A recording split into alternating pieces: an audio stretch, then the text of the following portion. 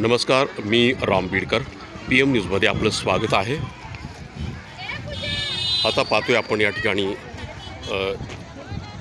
वर्षावासाच्या निमित्तानं धम्मसहल काढलेली आहे.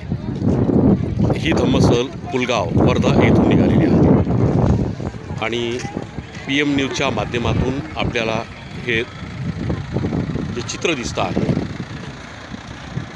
इतक्या मोठ्या ह्या गाड्या बुद्ध स्थळांना भेटी देण्यासाठी धम्मसहल या सहलीच्या गाड्या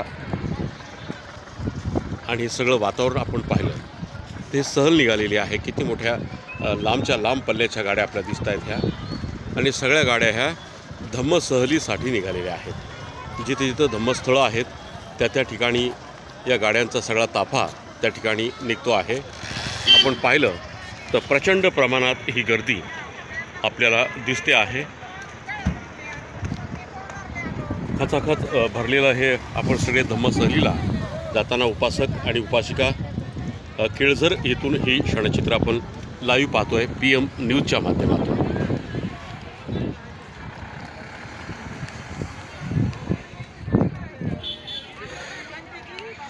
ही सर्व गाड्या जे चाललेल्या आहेत ही सगळी धम्मसहल आहे आणि ह्या धम्मसहलीमध्ये किती प्रचंड गर्दी दिसते आहे आपल्याला पाहतो आपण. धम्मसहल ही निघालेली आहे. आतापर्यंत पवनार हे स्थळ पाहिले, केळझर हे स्थळ पाहून ही सगळी धम्मसहल आता पुढं सरकत आहे.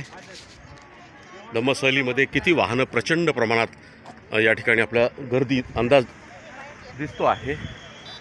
धम्मसहलीसाठी किती मोठ्या गाड्या ह्या दिसत आहेत आपल्याला.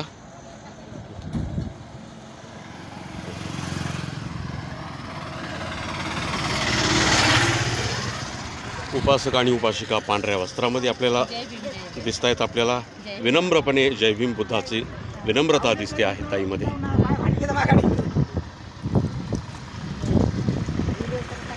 सफेद वस्त्र परिधान करून शिलाचं पालन करून हे सर्व उपासक उपासिका आपण पाहतोय. किती मोठे हे गर्दी दिसते आहे आणि सर्वांनीच जवळजवळ सफेद वस्त्र परिधान केलेले आहेत. लंबी चौडी रांग आपण पाहतोय.